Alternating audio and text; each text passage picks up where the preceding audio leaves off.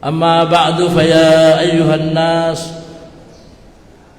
اتقوا الله حق تقاته ولا تموتن إلا وأنتم مسلمون واعلموا أن يومكم يوم عظيم وعيد كريم أحل الله لكم فيه الطعام وهو يوم تكبروه وتسبحوه وتحمدوه وتهللوه وتعظموه وتمجدوه فسبحوا ربكم وعظموه وتوبوا إليه واستغفروه إنه هو التواب الرحيم.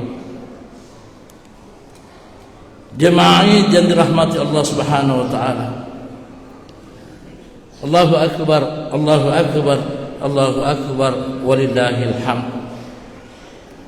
Hari ini kita sedang berada di musim haji. Jutaan manusia yang terpanggil untuk surah Nabi Ibrahim alaihi salam hari ini sedang melaksanakan ibadah yang mulia ini. Sebentar bagi tetesan darah kurban akan membasahi persana bumi. Marilah kita renungi makna yang terkandung dalam ibadah haji dan kurban ini.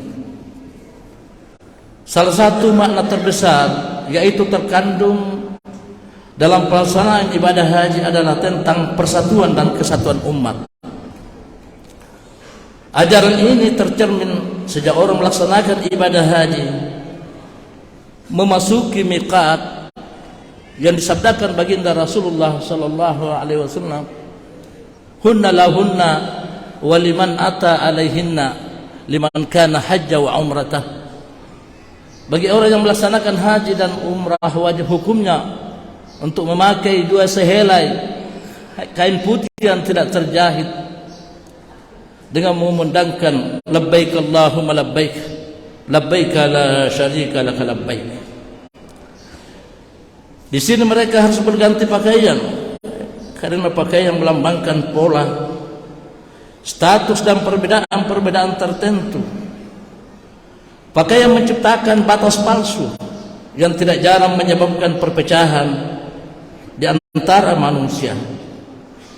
Selanjutnya dari perpecahan itu timbul konsep aku, bukan kami atau kita, sehingga yang menonjol adalah kelompokku, kedudukanku, golonganku, sukuku, bangsaku dan sebagainya, yang mengakibatkan munculnya sikap individualisme. Penonjolan keakuan adalah perilaku orang musyrik yang dilarang oleh Allah Subhanahu wa taala.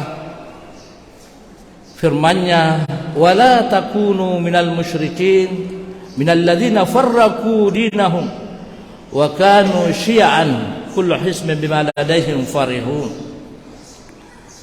Janganlah kamu termasuk orang-orang musyrik, yaitu orang-orang memecah belah, orang-orang memecah agama mereka, dan mereka menjadi beberapa partai. Tiap-tiap golongan merasa bangga dengan apa yang ada pada golongan mereka. Ma'asyiral muslimin rahimakumullah. Mulai dari miqat mereka mengenakan pakaian yang sama, yaitu kain kafan pembungkus mayat yang terdiri dua helai kain putih yang sederhana. Semua memakai pakaian seperti ini. Tidak ada bedanya antara yang si kaya dan si miskin, yang cukup makan dan yang kurang makan, yang dimuliakan dan yang dihinakan, yang bahagia dan yang sengsara, yang terhormat dan orang-orang kebanyakan, yang berasal dari barat dan yang berasal dari timur. Mereka memakai pakaian ihram yang sama, berangkat pada waktu dan tempat yang sama, dan akan bertemu pada waktu dan tempat yang sama pula. Mereka beraktivitas dengan aktivitas yang sama dan menggunakan kalimat yang sama, labbaik Allahumma labbaik labbaik la syarika laka labbaik innal hamda wan ni'mata laka wal mulk la syarika lak.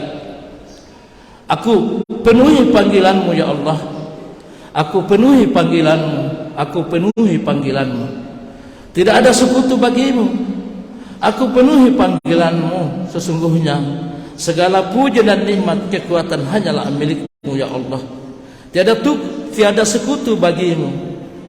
Ma'asyiral muslimin wal muslimat yang dirahmati Allah Subhanahu wa taala. Ribuan tahun yang lalu, di tanah kering dan tandus, di kegersangan kawas yang meranggas, di atas bukit-bukit bebatuan yang ganas, sebuah cita-cita universal umat manusia dipancangkan sebagaimana diabadikan di dalam Al-Qur'an. Wa idh qala Ibrahim rabbi ij'al hadza baladan amina warzuq ahlahu minas samarat man amana minhum billahi wal yawmil akhir qala wa man kafar fa umatti'uhu qalilan summa adtarruhu ila adzabin nar wa bi'sal masir. Dan ingatlah ketika Ibrahim berdoa, ya Tuhanku, jadikanlah negeri ini Mekkah negeri yang aman sentosa, dan berikanlah rezeki dari buah-buahan kepada penduduknya yang beriman di antara mereka kepada Allah dan hari kemudian. Allah berfirman, dan kepada orang-orang kafir pun aku beri kesenangan sementara, kemudian aku paksa ia menjalani siksa neraka, dan itulah seburuk-buruk tempat kembali. Al-Baqarah 126.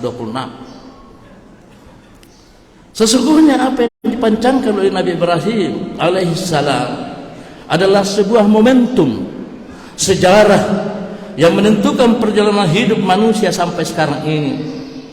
Ia menghendaki sebuah masyarakat ideal yang bersih, yang merupakan refleksi otentik interaksinya dengan sistem kepercayaan, nilai-nilai luhur dan tata aturan syariat yang telah menjadi dasar kehidupan bersama.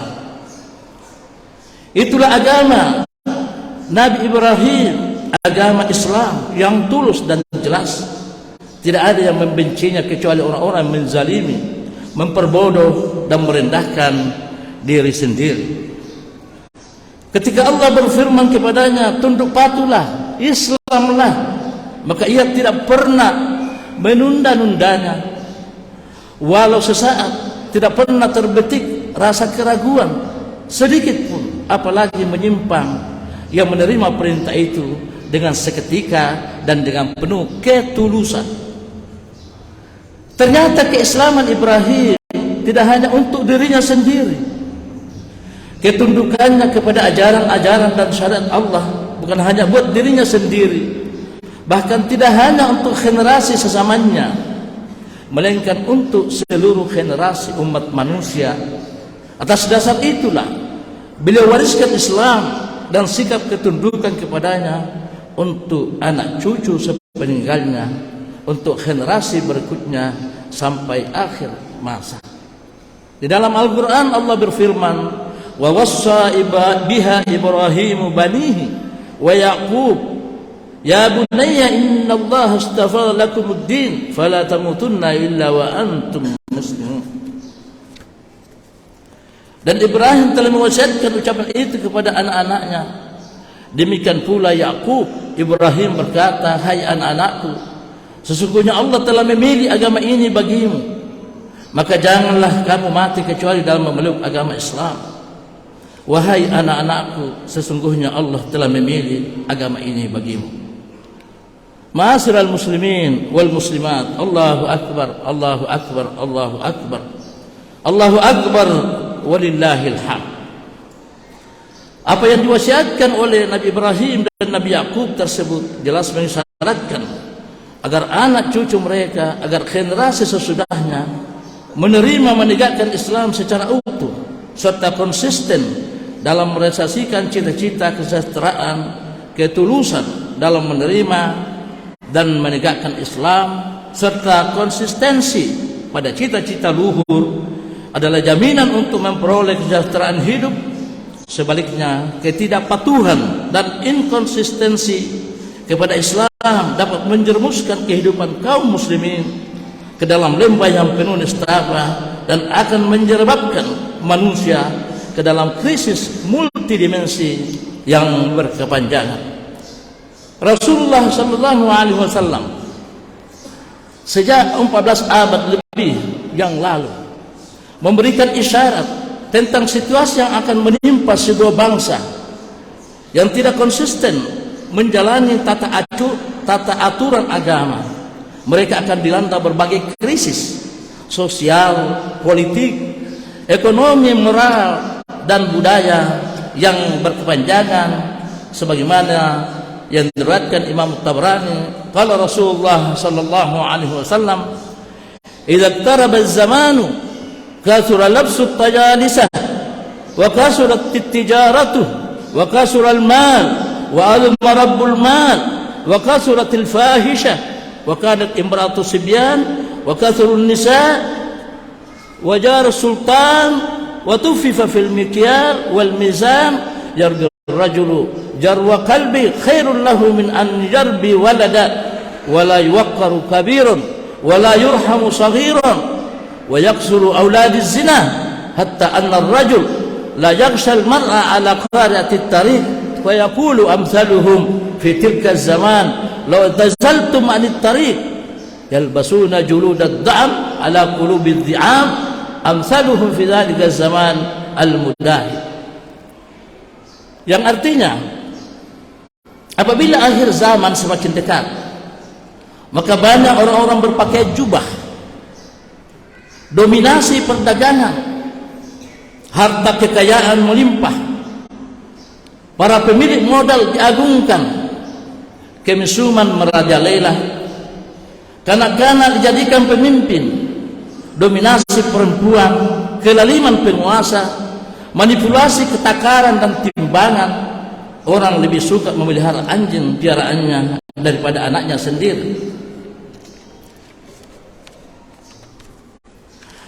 Tidak menghormati orang yang lebih tua, tidak menyayangi yang lebih kecil, membiarkan anak-anak zina, sampai-sampai orang bisa menyetubuhi perempuan di tengah jalan.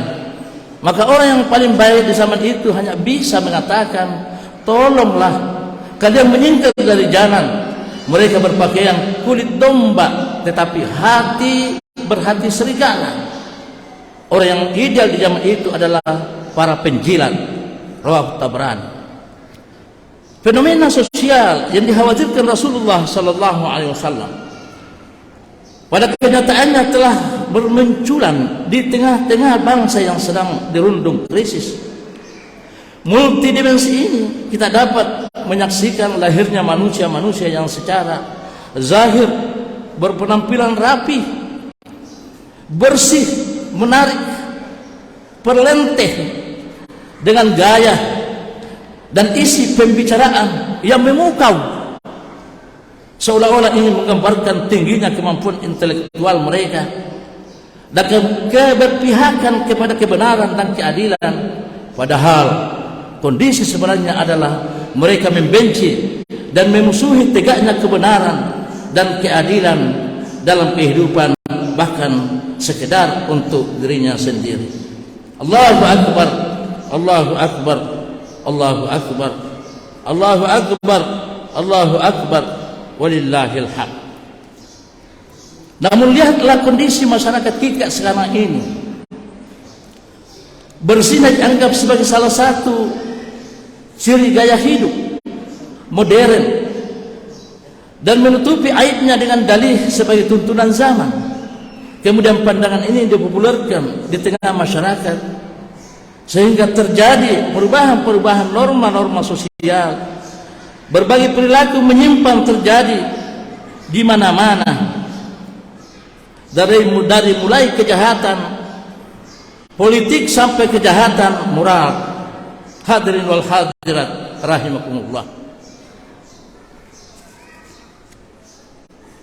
Apakah genangan, apakah generasi kita mampu mempertahankan akhlak luhur seperti ini yang memang telah diperintahkan oleh Allah Subhanahu wa taala?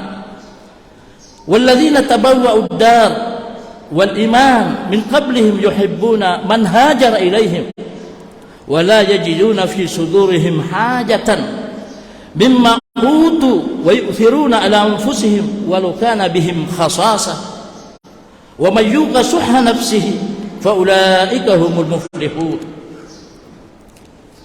Artinya, dan orang-orang yang telah menempati kota Madinah, para sahabat Rasulullah, dan telah beriman kaum Ansar sebelum kedatangan mereka Muhajirin dari Mekah.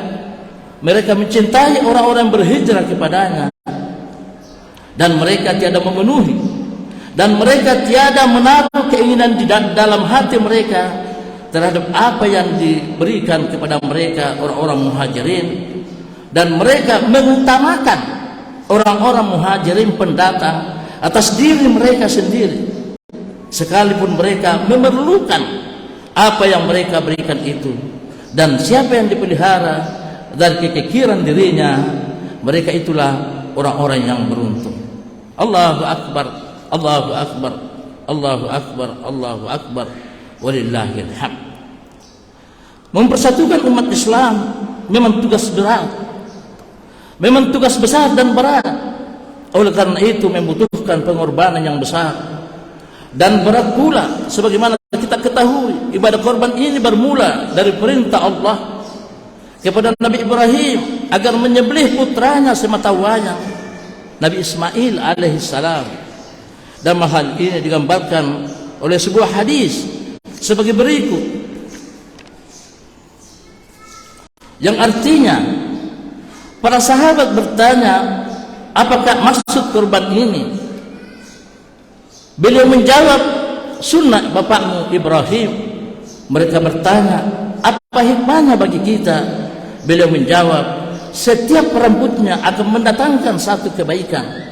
Mereka bertanya, apabila binatang itu berbulu? Beliau menjawab, pada setiap rambut dari bulunya akan mendatangkan kebaikan-kebaikan.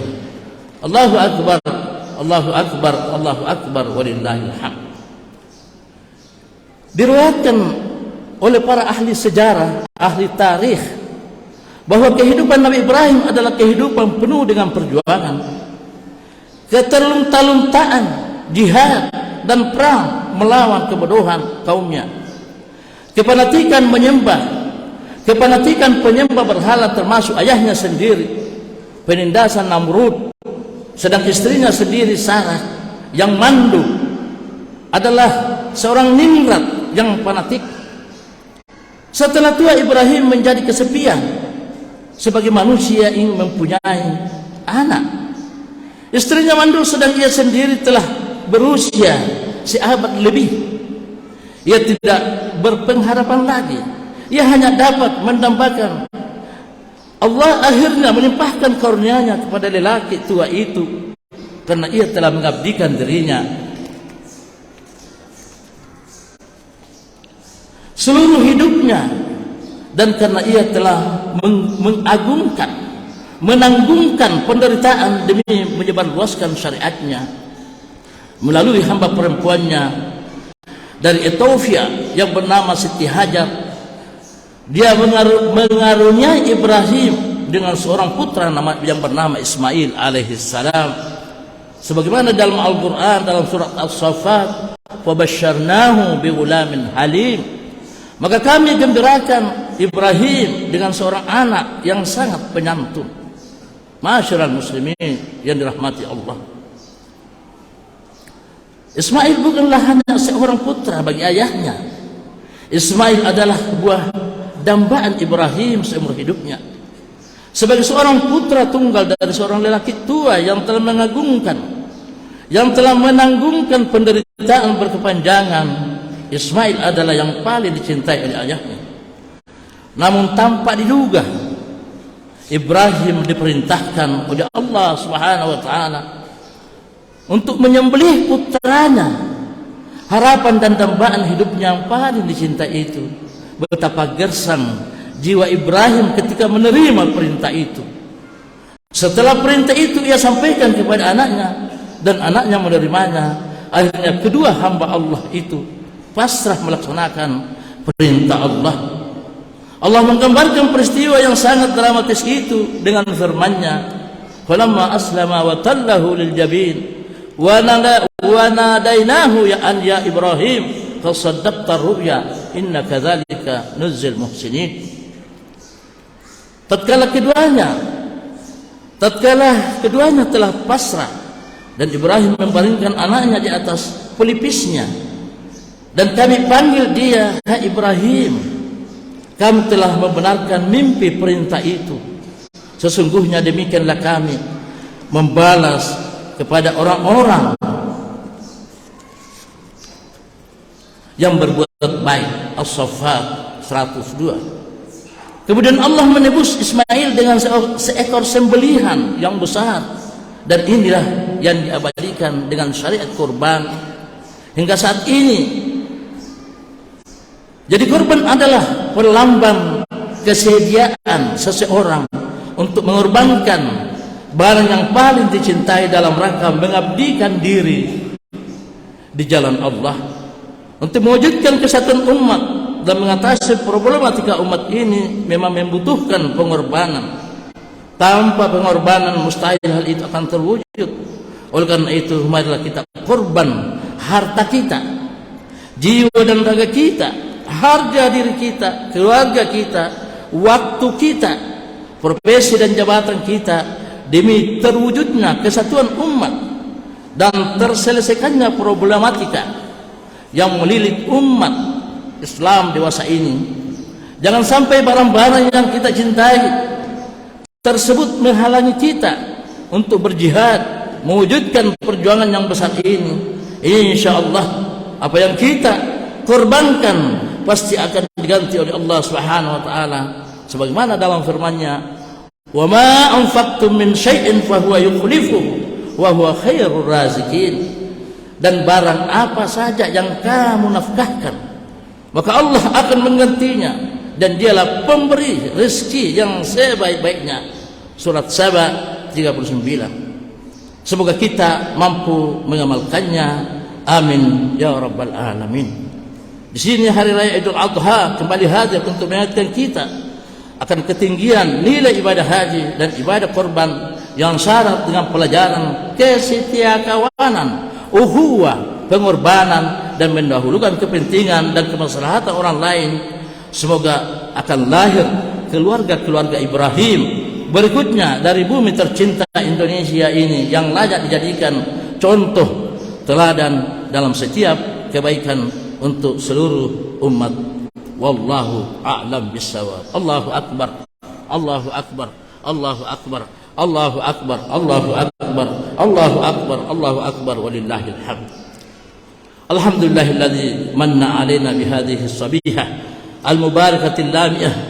Wassalatu wassalamu ala sayyidina dzil anwar as-satiyah wa ala ali baiti at-tahirin wa ashabi at-tayyibin wa man tabi'ahum bi ihsan ila yaumiddin. Amma ba'd. Fa ya ibadallah innallaha wa ya ibadallah ittaqullaha haqqa tuqatih takunu 'indahu minal muslimin al-faizin. Ibadallah, ala fasallu wa sallimu ala khatamil anbiya wa imamil muttaqin. Faqad amarakum bidzalika ar-rabbul karim faqala subhanahu wa ta'ala qawlan karima, innallaha wa malaikatahu yusalluna 'alan nabi ya ayyuhalladzina amanu sallu 'alaihi wa sallimu taslima. Allahumma salli wa sallim ala abdika wa rasulika sayyidina wa nabiyyina Muhammadin wa ala alihi wa sahbihi alladhina ma'a bihim manarul iman wartafa wa sayyadallahu bihim min faqawaidid dinil hanif ma syara wa hamida wa ahmadu bihim kalimatan min man khada anil haqqi wa mala ila al bid'ah. Allahumma warda anil khulafa'ir arba'ati sadatina Abi Bakar wa Umar wa Uthman wa Ali wa an sa'iri ashabi rasulika ajma'in. Amin. Allahumma ighfir lil mu'minina wal mu'minat wal muslimina wal muslimat wa aslih dhata bainahum wa alif baina qulubihim waj'al fi qulubihim al iman wal hikmah wa thabbithhum ala millati rasulika sallallahu alaihi wasallam wa awzi'hum an yufu bi ahdika alladhi ahadtum alaihi wansurhum ala aduwika wa aduwihim innahu al-haqqu waj'alna minhum. Ya Allah, ampunilah kaum mukminin dan mukminat, muslimin dan muslimat, perbaikilah di antara mereka, lembutkanlah hati mereka dan jadikanlah hati mereka keimanan dan hikmah. Kokohkanlah mereka atas agama Rasul Muhammad sallallahu alaihi wasallam. Berikanlah mereka agar mampu menunaikan janji yang telah Engkau buat dengan mereka. Menangkan mereka atas musuh-musuhmu dan musuh mereka.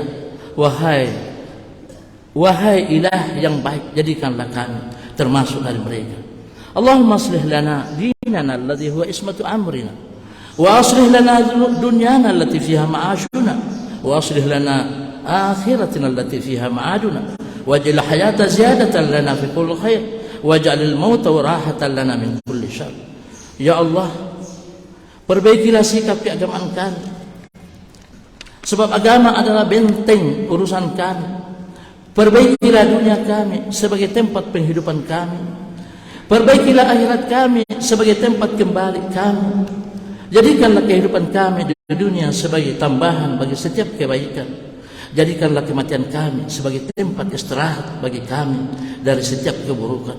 Allahumma habib ilaina al-iman wa zayyinhu fi qulubina wa karrih ilaina al-kufra wal fusuq wal isyan waj'alna minar rasyidin. Ya Allah, jadikanlah kami mencintai keimanan dan hiasilah keimanan tersebut dalam hati kami, dan jadikanlah kami membenci kekufuran, kefasikan dan kemaksiatan, dan jadikanlah kami termasuk orang-orang mendapat petunjuk. Allahumma azibil kafarata alladzina yasudduna an sabilika wa yukadzibuna rusuluka wa yuqatiluna awliyaika. Ya Allah, siksalah orang-orang kafir yang menghalangi jalanmu dan mendustai rasul-rasulmu, pembunuh kekasihmu. Ya Allah, Allahumma a'izzal islam wal muslimin wa adhill syirka wal musyrikin wa dammir a'da'ad-din waj'al da'iratas su' alaihim ya rabbal alamin. Ya Allah, muliakanlah Islam dan umat Islam, hinakanlah syirik dan orang-orang yang musyrik. Hancurkanlah musuh agamamu, jadikanlah keburukan melingkari mereka. Wahai Tuhanku, Tuhan alam semesta, ya Allah, cerai-beraikanlah persatuan dan kekuatan mereka. Siksalah mereka, sesungguhnya Engkau berkuasa atas segala sesuatu. Wahai Rabbul Alamin semesta. Rabbana atina fid dunya hasanah wa fil akhirati hasanah wa qina adzaban nar. Wa sallallahu ala sayyidina Muhammad walhamdulillahi rabbil alamin. Assalamualaikum warahmatullahi wabarakatuh.